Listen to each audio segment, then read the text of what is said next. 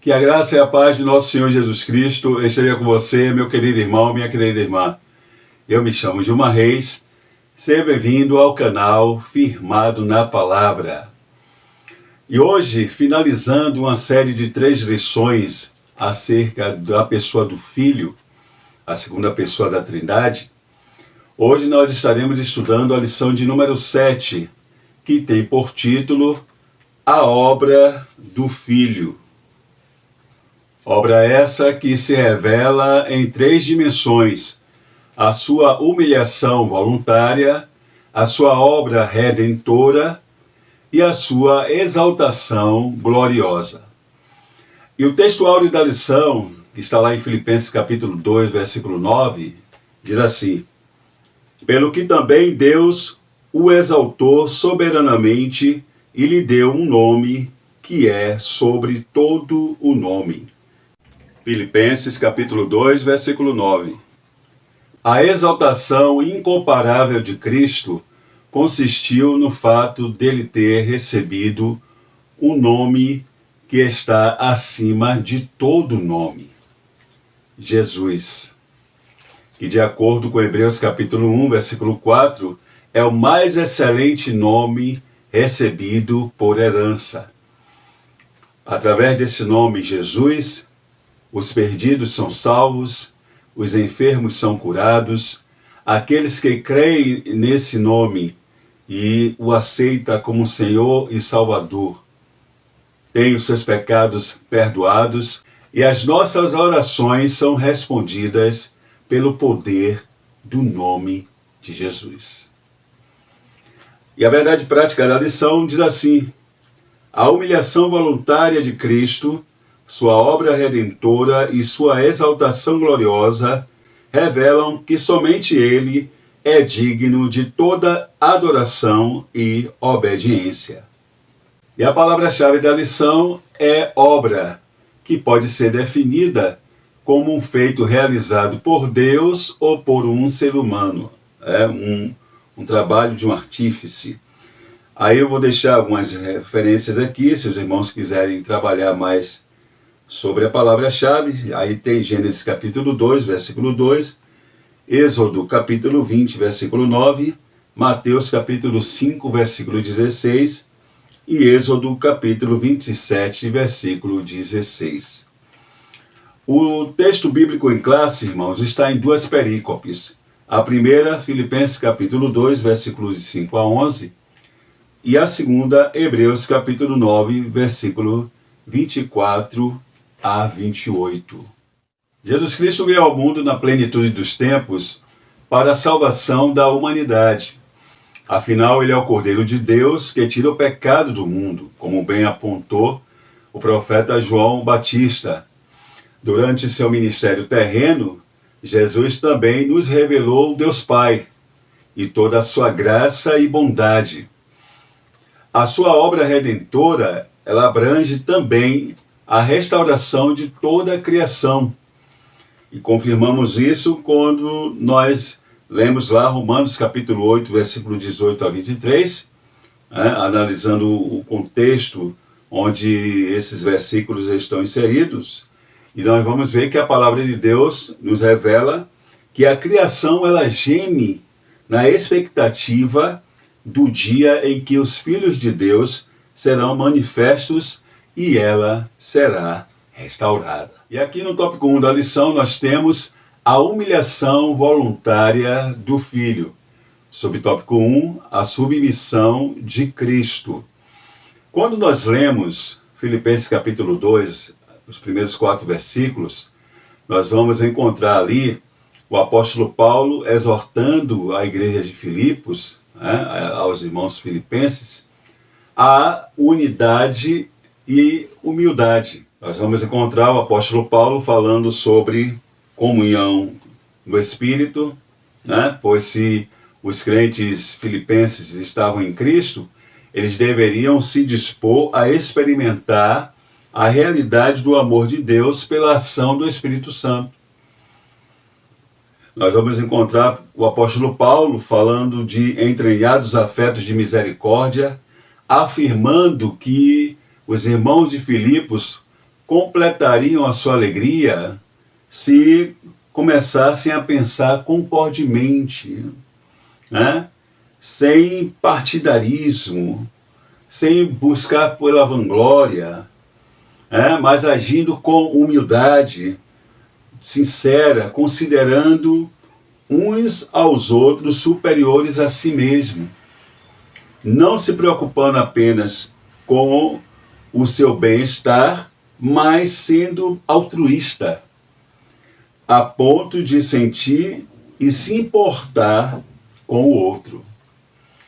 E aí Paulo vai dizer, em suma aqui, que eles deveriam ter o mesmo sentimento que houve em Jesus Cristo. E qual foi o sentimento que houve em Jesus Cristo? E aí eu queria ler com vocês lá, Filipenses capítulo 2, versículos 5 a 8, que diz assim: Tende em vós o mesmo sentimento que houve também em Cristo Jesus, pois ele, subsistindo em forma de Deus, não julgou como usurpação o ser igual a Deus. Antes, a si mesmo se esvaziou, assumindo a forma de servo, tornando-se em semelhança de homens, e reconhecido em figura humana, a si mesmo se humilhou, tornando-se obediente até a morte, e morte de cruz. Filipenses capítulo 2, versículos 5 a 8. O apóstolo Paulo aqui, em sua narrativa sobre Cristo, em sua pré-existência, ele vai nos mostrar, vai fazer uma revelação aos irmãos filipenses e por extensão a nós também, que Jesus, o Verbo de Deus, o Verbo eterno de Deus, como nós vimos a semana passada, ele não fez desse fato de ser Deus, um apego egoísta. Ele não se apegou a isso egoisticamente, não. Até porque ele não se apropriou disso por ambição. Ele já subsistia como Deus, ele era Deus. E mesmo sendo Deus, ele esvaziou-se voluntariamente da sua glória, de forma temporal, assumindo a posição de servo, de um escravo, descendo a semelhança de homens, assumindo a semelhança de homens, e sendo reconhecido em figura humana, foi obediente ao Pai até a morte e morte de cruz. E qual foi a base disso tudo? O amor. Jesus, ele nos amou de tal maneira que ele se dispôs a deixar sua glória,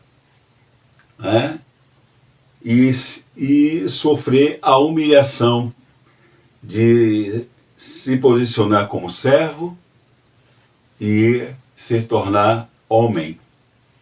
É claro que isso não implicou na perda da sua divindade, mas Jesus, ele se submeteu às ações das leis naturais que ele mesmo estabeleceu, como também se submeteu a viver sob a lei, sendo ele o grande legislador da mesma.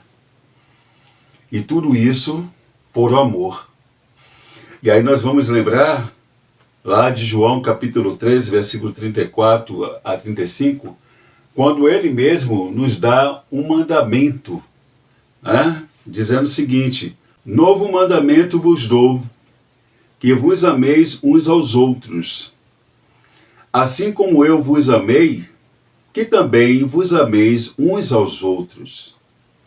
Nisto conhecerão todos que sois meus discípulos, se tiverdes amor uns aos outros. João capítulo 13, versículo 34 e 35. E é isso que o apóstolo Paulo está chamando a atenção dos irmãos de Filipos. Aqueles tivessem a mente de Cristo, o mesmo modo de pensar de Jesus.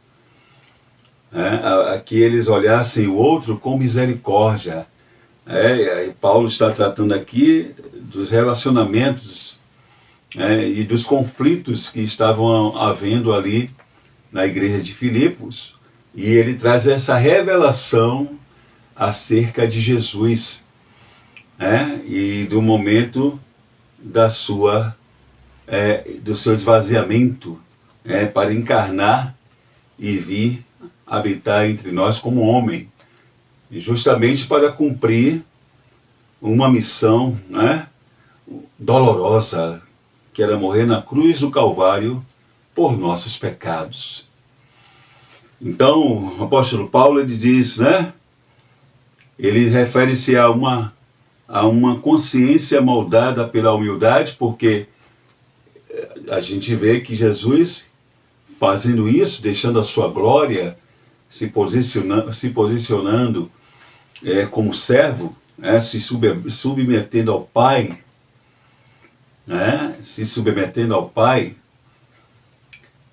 na posição de servo, se encarnando, tornando-se a semelhança dos homens, para ser reconhecido em figura humana. Isso também foi um exemplo de grande humildade, porque Jesus não precisava fazer isso. Mas a base de tudo isso foi, como nós já falamos, o amor. E Paulo está conclamando os irmãos a isso, Aí o comentarista diz assim: imitar a mente de Cristo significa renunciar ao egoísmo, buscar de Deus, buscar o bem do próximo e viver para a glória de Deus. Agora, claro que de nós mesmos nós não conseguimos isso. E aí o comentarista aqui traz Romanos capítulo 12, versículo 2.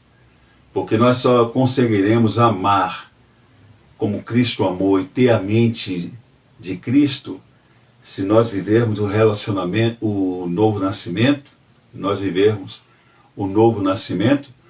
e tivermos a nossa mente transformada pelo Espírito Santo de Deus. E aí o comentarista traz, Romanos capítulo 12, versículo 2, quando diz: e não vos conformeis com esse mundo, mas transformai-vos pela renovação do vosso entendimento, entendendo quem somos, a quem servimos e quem é o nosso referencial.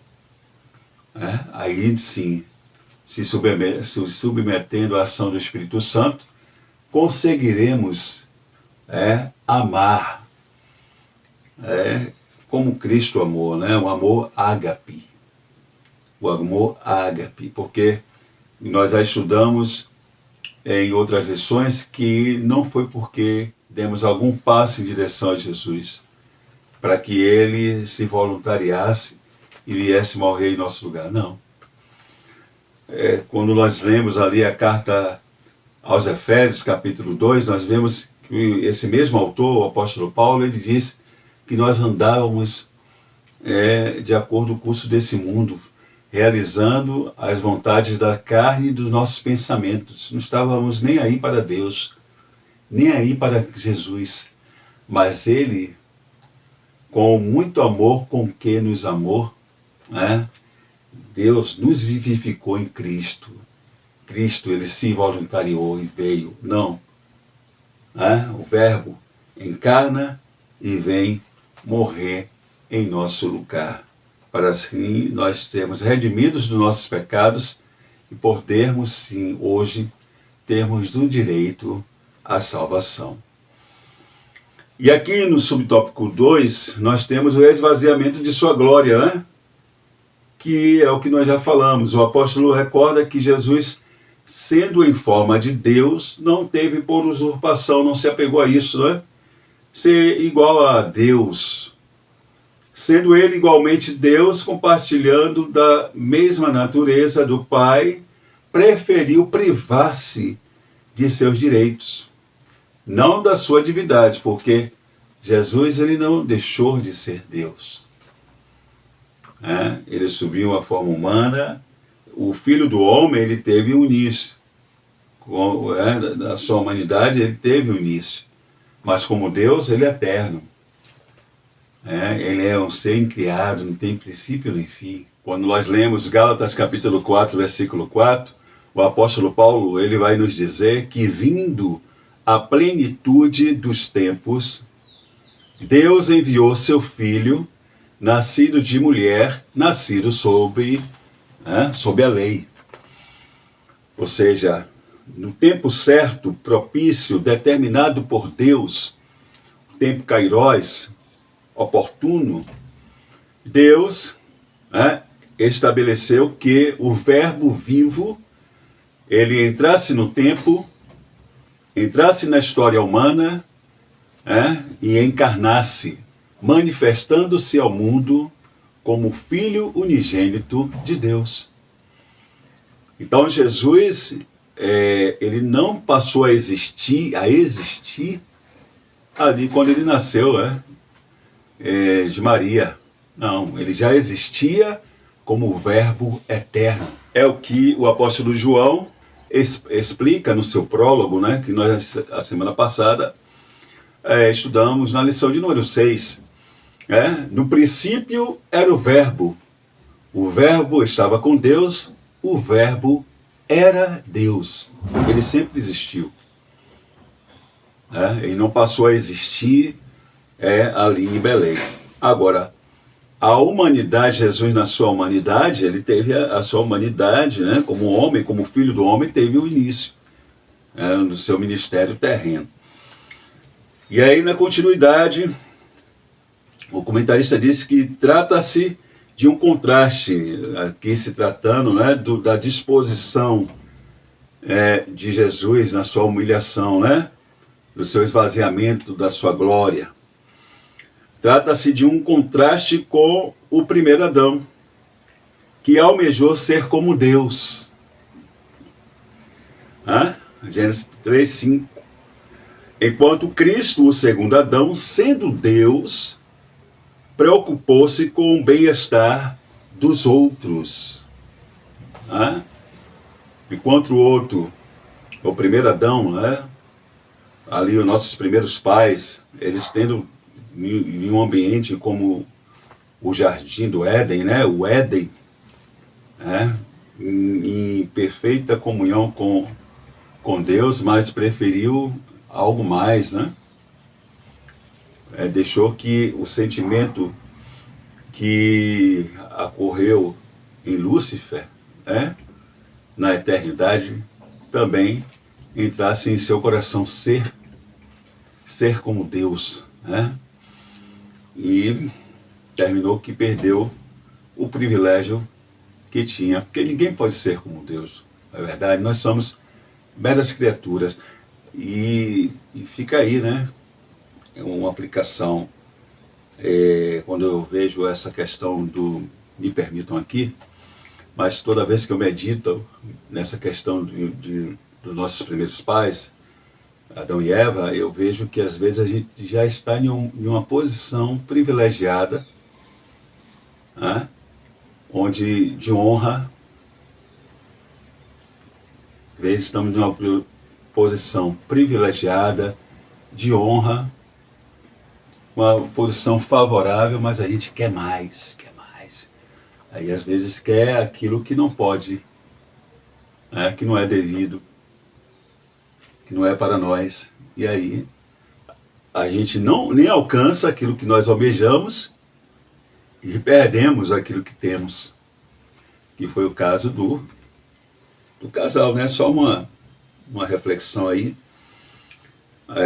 mas enfim, o assunto da lição, Então, Jesus ele não se apegou, como nós já tratamos aí no primeiro subtópico 1. Então, teve ali essa realidade, ela é confirmada, essa realidade do fato de Jesus ele esvaziar-se da sua glória, mesmo sendo o Deus Todo-Poderoso, glorioso, mas essa realidade dele se dispor a esvaziar-se da sua glória, ela é mostrada lá, como nós já lemos, em Filipenses, e capítulo 2, ali versos 5 a 8, onde ele se aniquilou-se a si mesmo, tomando a forma de servo, aquilo que nós já tratamos, né? Bom, o subtópico 3 da lição vai falar sobre a obediência sacrificial até a cruz. A obediência, né, sacrificial até a cruz. E aí o comentarista ele vai dizer o seguinte: a obediência de Cristo foi plena. Foi plena. Jesus ele obedeceu o Pai, aquilo que já havia sido acertado na eternidade, de forma plena. Ele veio, como nós já estudamos na primeira lição, se submeteu ali ao batismo de João Batista, se identificando com aqueles que ele iria redimir, ele mesmo sem ter do que se arrepender, sem ter nenhum pecado, né?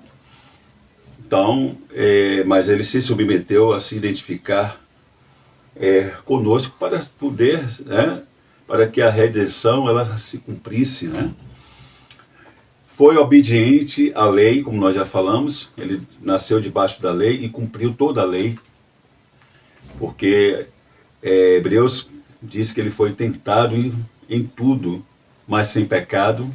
O apóstolo Pedro vai dizer que na sua boca não se achou engano, né? Então, ele cumpriu tudo, foi perfeito, né?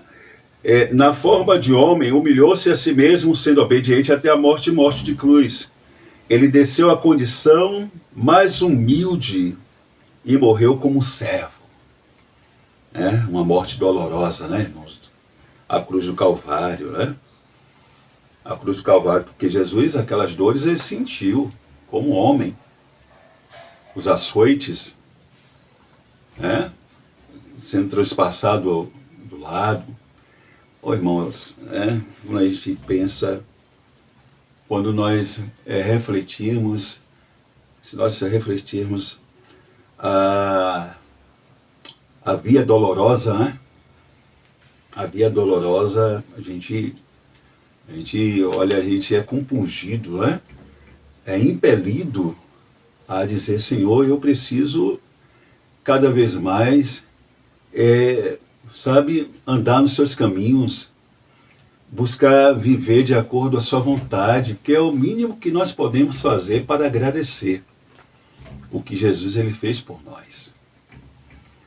Irmãos, quando a gente para analisar o que Jesus Cristo fez por nós, irmãos, qualquer coisa que nós estivermos vivendo, seja aflições dessa vida, calúnia, perseguição, isso quando a gente para refletir quem somos e o que Jesus Cristo fez por nós, que foi nos dar o direito à salvação através do seu sofrimento, do seu sacrifício vicário, a gente dá 2 passos para trás, né?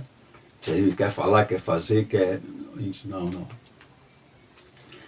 Eu vou viver de acordo, conforme, de modo a agradar o meu Senhor Jesus, porque foi Ele que morreu por mim, foi Ele que entregou a sua vida por mim, foi Ele que me redimiu, foi Ele que me salvou. Aleluia! Glória a Deus, aleluia. Bom, queridos, então Jesus ele teve uma obediência sacrificial, né? Em obediência ao Pai e em favor dos pecadores, submeteu-se à humilhação da cruz. Hebreus capítulo 12, versículo 2, né? A Escritura ela revela que o primeiro Adão trouxe condenação pelo pecado. E Cristo, o segundo Adão, trouxe justiça por meio de sua perfeita obediência, como nós podemos verificar lá em Romanos capítulo 5, versículo 19. Essa verdade ratifica que a obra redentora do Filho está fundamentada na obediência completa de Cristo ao Pai. Obediência, né? Como nós já estamos frisando aqui. Aí, só para fecharmos esse subtópico, nós vamos lembrar que o próprio Jesus tinha consciência disso, né? De que ele veio e a sua missão era realmente fazer a vontade do Pai. Quando ele diz lá, em João capítulo 6, versículo 38, ele diz assim: porque eu desci do céu não para fazer a minha própria vontade, e sim a vontade daquele que me enviou. Que possamos aprender, né, que amor também consiste em obediência. E aqui, chegando no tópico 2 da lição, nós temos a obra redentora do Filho. Subtópico 1, a ineficácia do sacerdócio levítico. E aqui nesse tópico 2, no subtópico 1, o comentarista ele vai fazer uma comparação entre o sumo sacerdote, que tinha que entrar uma vez por ano no Santo dos Santos, para poder oferecer, fazer propiciação por si e pelos seus pecados, e pelos pecados do povo. Isso no dia de Yom Kippur, dia do perdão, que era o dia da expiação, onde ele fazia sacrifícios, oferecia sacrifícios pelos seus pecados, primeiro, porque ele é imperfeito, e depois pelos do povo. Então o comentarista ele faz uma comparação com o sacerdócio levítico, e com Jesus Cristo, o sumo sacerdote por excelência, que ofereceu um sacrifício perfeito uma única vez por todas, sendo ele o próprio sacrifício. Aí nós vamos ler lá Hebreus capítulo 10, versículo 11 e 12, que diz assim: ora, todo sacerdote se apresenta dia após dia a exercer o serviço sagrado e a oferecer muitas vezes os mesmos sacrifícios, que nunca, jamais podem remover pecados. Jesus, porém, tendo oferecido para sempre um único sacrifício pelos pecados, assentou-se à destra de Deus. Hebreus capítulo 10, verso 11 e 12.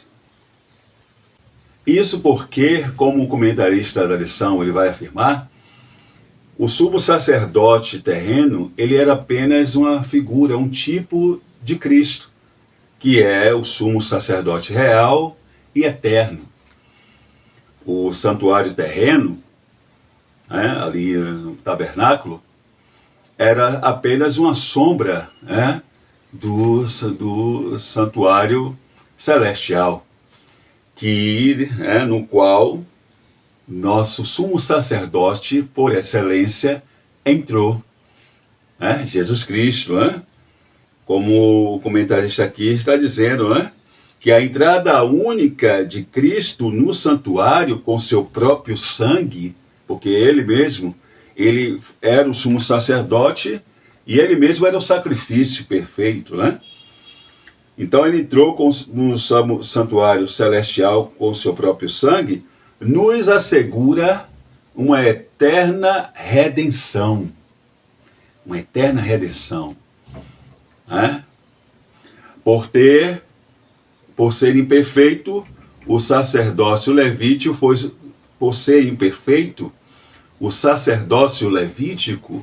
foi substituído por um superior, o sacerdócio de Cristo. Aleluia. E é ele que nos garante a entrada. O véu se rasgou e nós hoje temos uma entrada livre. A presença de nosso Pai Celestial por meio de Jesus Cristo.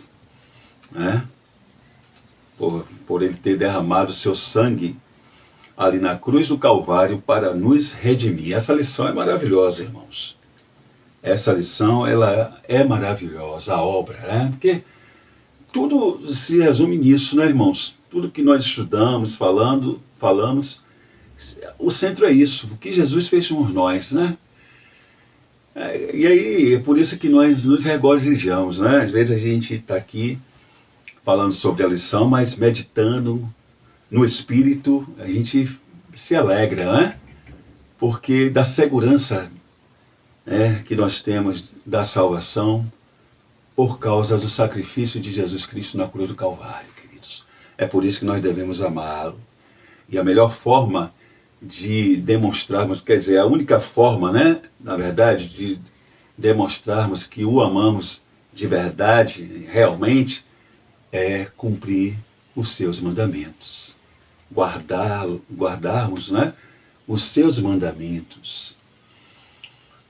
Renunciarmos a nós mesmos e andarmos nos passos de Jesus. Não é fácil, porque também não foi fácil para Jesus, né?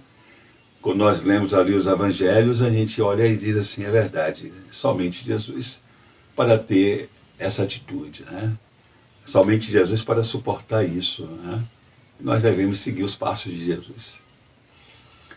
E aí, continuando aqui, o sacrifício único e suficiente, subtópico 2. Nós estamos no tópico 2 da lição, né? O tópico da obra redentora do Filho. Aí no subtópico 2, nós temos o sacrifício único e suficiente, que nós já falamos, né? Na antiga aliança, ofereciam-se sacrifícios continuamente, né? Continuamente, pelo pecado, por causa da ineficácia dessas ofertas. Porque não tinha a eficiência que teve o sacrifício de Jesus, né? Por isso que, ano após ano, o próprio sumo sacerdote, como nós já falamos, que era homem imperfeito, precisava, ano após ano, fazer propiciação pelos seus pecados e também pelos do povo, né? Porque não era um sacrifício, né, suficiente, apenas aplacava a ira de Deus. Agora, diferente do sistema levítico, o sacrifício de Jesus Cristo, ou seja, a sua morte na cruz do Calvário, foi definitiva, completa e eficaz, sem necessidade de repetição, porque foi um sacrifício perfeito, ele mesmo foi o sacrifício, né? Aí tem aqui o termo em grego, hapax. Ele ofereceu esse sacrifício uma vez e é suficiente. E é suficiente. Indica que não há necessidade de repetição. O que ele fez é perfeito e eterno. A salvação não é por causa dos méritos ou rituais, mas ela é plena e gratuita, alcançada pela fé na obra consumadora de Jesus. É isso que a gente precisa entender. Nós somos salvos pela graça, mediante a fé, em Cristo Jesus. Em Cristo Jesus. Precisamos crer, porque ele veio, se ofereceu como sacrifício perfeito na cruz do Calvário. A cédula que era contra nós, né, contra a humanidade, foi cravada na cruz do Calvário, ela que estava sob condenação. Mas Jesus disse, não, eu vim e eu agora sou o meio de salvação. Eu sou o meio por onde o homem ele pode restabelecer a sua amizade, o seu relacionamento, a sua paz com Deus. Ele é o meio. É por isso que as Sagradas Escrituras, ela é contundente, né? Quando ela diz que só há um único Deus e um só mediador entre esse Deus e o homem. Jesus Cristo, o homem. Não há nenhuma outra forma,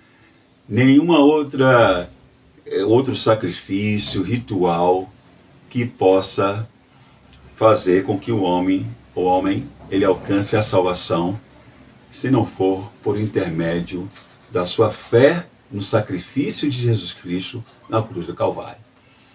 Não se iluda, querido. Não há outro caminho. É por isso que Jesus disse com convicção: eu sou o caminho, a verdade e a vida. Ninguém vem ao Pai senão por mim. Não há outra forma. Não há outra forma. Não há outra forma. Jesus é a substituição vicária, como está aqui no subtópico 3. A expressão vicária vem do latim vicarius, que significa em lugar de outro, porque quem era para estar na cruz, morrer ali na cruz do Calvário, era eu e você. A cruz era para o homem que pecou. Mas o homem não tinha condição de realizar um sacrifício perfeito que satisfazesse a justiça de Deus. Deus olha e não vê um justo. Que poderia ir? E aí Jesus, o verbo vivo, se voluntaria, diz: não, eu vou. Amor, sem precisar fazê-lo, como nós já tratamos aqui, mas por amor. Isso é maravilhoso, irmãos? Então, ele veio e foi substituto, morre em nosso lugar. E por que isso? Como nós já falamos, em virtude do amor, do grande amor. Aí, em virtude desse amor, Deus ele não poupou seu próprio Filho, mas entregou para morrer em nosso lugar, assumindo sobre si a penalidade que nos era destinada. Nós estávamos sob condenação, condenados, como nós já falamos, a célula, havia algo contra nós, mas Jesus Cristo veio, no sistema sacrificial da lei, os animais eram oferecidos, tipificavam essa substituição, no sistema levítico, como nós víamos, mas não removiam o pecado, mas não eram suficientes, porque os animais não tinham consciência do que estava acontecendo, Eles eram levados ali, não era nada voluntário, eles eram levados. Os animais eram inocentes, tinha toda aquela questão de serem imaculados, sem mancha, mas eles não tinham consciência. Não, Jesus não. Ele foi perfeito porque ele veio homem, consciente do que iria passar. Ele sofreu a humilhação, ele esvaziou-se da sua glória, se posicionou como servo, que é uma humilhação, se sujeitando, sendo subordinado ao Pai, se colocando como subordinado ao Pai, e ainda assumiu a forma humana, que é outra humilhação, como nós já explicamos, se sujeitando a todas as nossas experiências, todas as nossas limitações. Para quê? Para sofrer dolorosamente ali na cruz do Calvário, irmãos, isso, e de forma consciente, entendendo isso, Em Cristo, o Cordeiro de Deus, a substituição é perfeita e definitiva. É por isso que ela é perfeita e definitiva. Na consumação dos séculos, uma vez se manifestou para aniquilar o pecado pelo sacrifício de si mesmo. Assim, em adoração, devemos viver para Cristo, que por nós morreu. Aquilo que nós já falamos, Em adoração, em agradecimento, nós devemos viver para Ele. Renunciar a nossa vontade por Ele. Por quê? Porque foi Ele que morreu em nosso lugar. Ele nos amou primeiro. E é por isso que nós o amamos. Nós não estávamos nem aí para Ele, mas Ele olhou e teve misericórdia de nós. Estávamos sob condenação. Paulo diz que, por natureza, nós éramos filhos da ira. Mas Deus, por seu infinito amor, Ele disse: não. eu vou providenciar o meio. E providenciou, né? Através do seu Filho Jesus. É por isso que o texto áudio da Bíblia é considerado aí o texto áudio da Bíblia.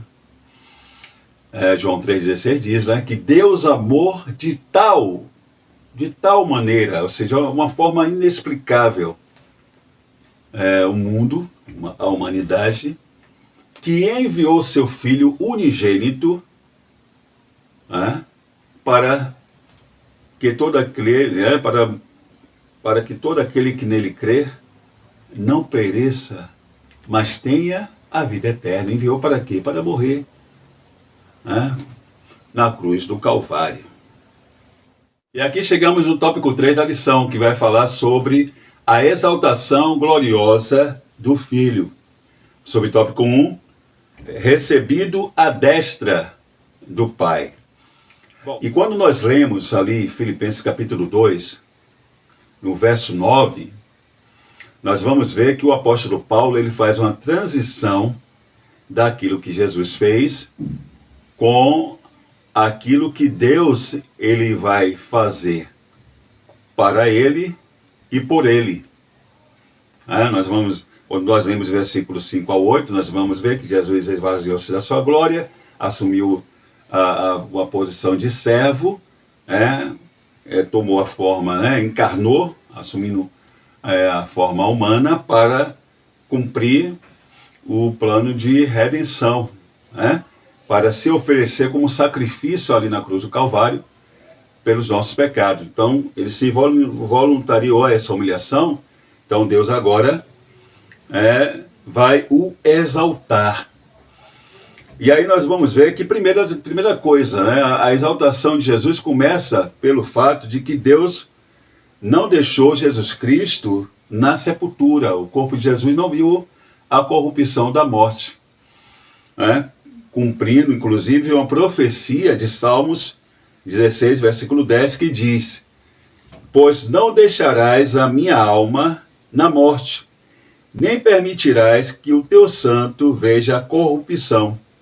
Salmos 16, versículo 10. Até porque a ressurreição de Jesus é uma confirmação, uma prova de que o seu sacrifício na cruz do Calvário foi recebido, foi aceito por Deus.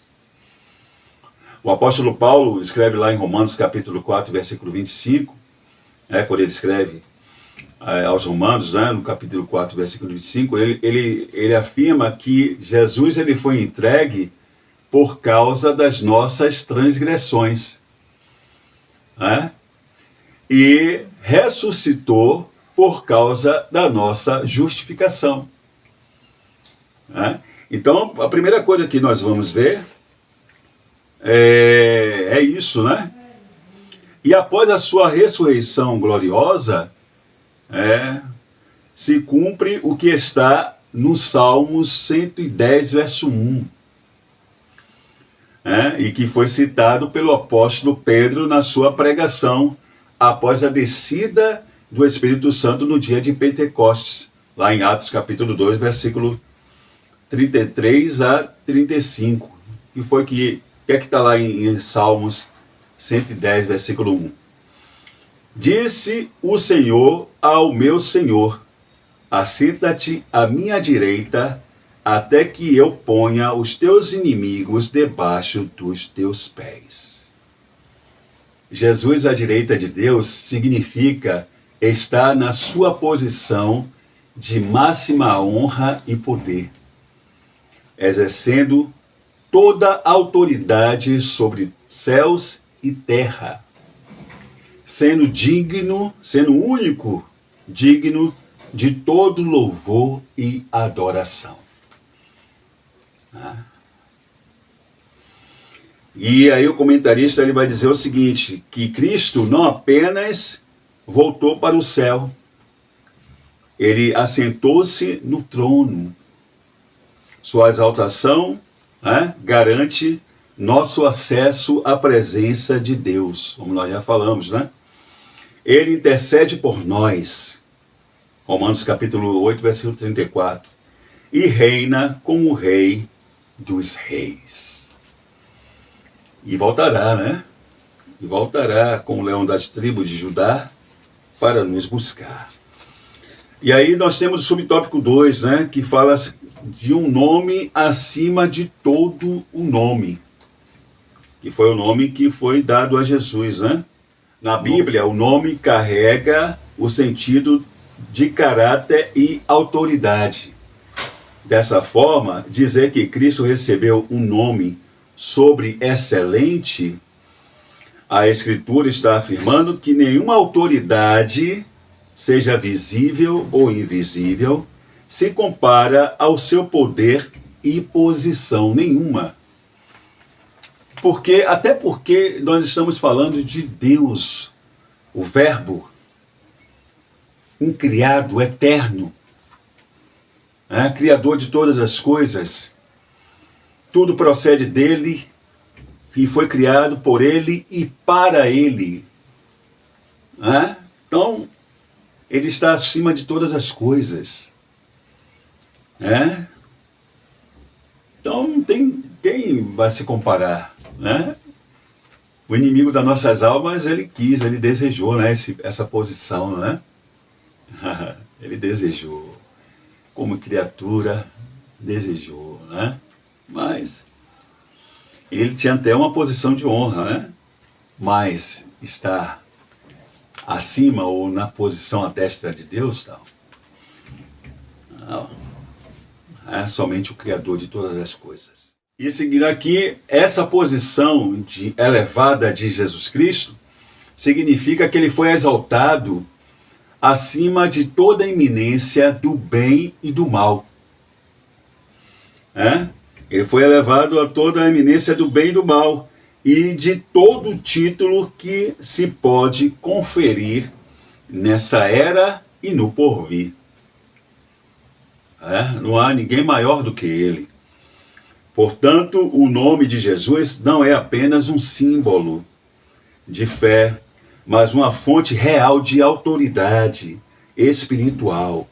O Senhor delegou à igreja o uso de seu nome para curar, libertar, pregar e vencer as forças do mal. Aleluia, no nome de Jesus. O nome poderoso de Jesus. E é esse nome, querido, que tem poder para transformar a sua vida de forma radical que você nem imagina. E aqui no subtópico 3 da lição nós temos a soberania universal e retorno triunfal. A Escritura revela que todas as criaturas se curvarão diante do nome de Jesus. Chegará o dia, que todo joelho se dobrará. As pessoas têm escarnecido aí, a gente até fica temeroso, porque a coragem que seres humanos, finitos, criaturas, têm, a coragem que eles têm de escarnecer, da pessoa de Jesus, não que esteja atingindo, Jesus Cristo está à destra de Deus, é Deus Todo-Poderoso, mas a gente vê a falta de temor, As pessoas escarnecerem, de pegar aí, fazerem bonecos e piadas, não entendendo, porque estão na ignorância, na escuridão, na cegueira espiritual e não compreendem, que Jesus, quem é Jesus? E que um dia ele veio como o Cordeiro de Deus, como nosso Salvador. Ele mesmo disse que o Filho do Homem não veio para julgar naquele tempo, não veio para julgar o mundo, para condenar o mundo, mas para que o mundo fosse salvo por ele. Ele veio, mas ele voltará e julgará as nações da terra, e todos terão que se curvar diante dele e confessar, toda língua confessará que Jesus Cristo é o Senhor. Toda língua, todos os grandes, né, e pequenos terão que se curvar e confessar, né? Agora, a questão é que lado você estará, né? À direita ou à esquerda? Né? E é isso que nós temos que se atentar. E essa escolha é agora que nós fazemos. Quando nós entregamos a nossa vida a Jesus Cristo, reconhecendo Ele como nosso Senhor e Salvador, nós estamos tomando a posição da direita, né? Para naquele grande dia, nós, olha, vinde bendito do meu Pai, possuir por herança o reino que está preparado desde a fundação do mundo. É maravilha, né? Maravilha. A confissão universal de que Jesus Cristo é o Senhor se dará de duas maneiras: voluntária, por aqueles que o receberam como seu Senhor e Salvador, aquilo que nós terminamos de falar aqui agora, né? Aqueles que confessaram, os crentes em Jesus Cristo, aqueles que tiveram as suas vestes lavadas pelo sangue do Cordeiro, aqueles que fazem parte da noiva do Cordeiro, da igreja imaculada, né, de Jesus Cristo. Esses não terão problema, né, de confessar, porque já confessam, né? Já confessam Ele como seu Senhor e Salvador, né? Então, vai ser de maneira voluntária, né, por aqueles que creem e servem a Jesus como Salvador, e compulsória por aqueles que o rejeitaram, por aqueles que andam escarnecendo, né, a pessoa de Jesus, o nome de Jesus, mas que o reconhecerão em juízo. Romanos capítulo 14, versículo 11. Filipenses capítulo 2, versículo 11. Hebreus completa a visão escatológica da soberania de Cristo, afirmando que ele voltará para levar para si os que o esperam. Aleluia. Hebreus capítulo 9, versículo 28. Essa vinda será em glória, poder e juízo. Sua glória será reconhecida por todos. Isso é maravilhoso, irmãos. A humilhação não foi pública? Não foi pública? A exaltação será pública também. Gloriosa, todo olho verá. Todo olho verá. E sua glória será reconhecida por todos, para salvação ou para condenação. Ele voltará triunfante para buscar a sua igreja e reinar eternamente. Ô irmão, me permita, né, glorificar. Realmente, hoje a lição, né, porque fala da nossa esperança, né? A gente trabalhou primeiro o que Jesus fez por nós, a sua humilhação voluntária, com base no seu infinito amor, e o que nos espera, né, irmãos? Irmão, eu estou aqui regozijado, né? Nesse momento, se nós estivéssemos aqui na congregação, reunidos, né, ouvindo uma pregação, falando sobre Cristo, o que Ele fez por nós, não tem como nós não glorificarmos, né? É maravilhoso, queridos, é maravilhoso. Espírito Santo, né, quando nós meditamos sobre isso, é maravilhoso. Mas vamos à conclusão da lição, né? A obra do Filho é completa, suficiente e gloriosa, da humilhação à exaltação. Ele se humilhou para nos salvar, ofereceu-se em sacrifício vicário, substituto, né? Porque a cruz era para nós. Sacrifício vicário para nos redimir e foi exaltado para governar eternamente. Como a igreja, somos chamados a viver em comunhão com essa verdade, aguardando o retorno do nosso Senhor e Salvador. Vivamos como servos daquele que nos serviu com sua vida. Que nos serviu com sua vida e nos salvou com seu sangue.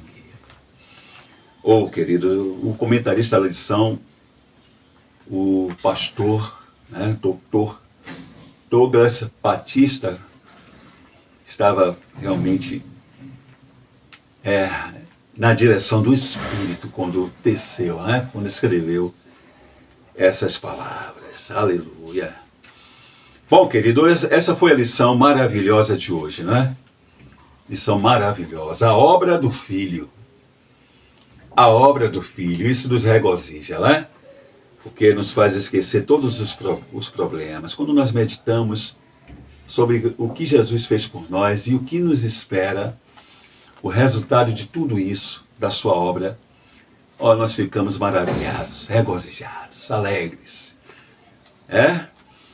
Mas, enfim, chegamos no final do vídeo de hoje, a lição de número 7, a obra do Filho, finalizando aí uma série de 3 lições, sobre a segunda pessoa da Trindade, o Filho. Se você gostou desse vídeo, deixa aí o seu like, deixa aí o seu comentário, deixa aí o seu joinha, compartilha aí com seus amigos. E se você ainda não é inscrito aqui do nosso canal, se inscreva, tá bom? Deus continue abençoando você, seu ministério, sua família e até a próxima lição.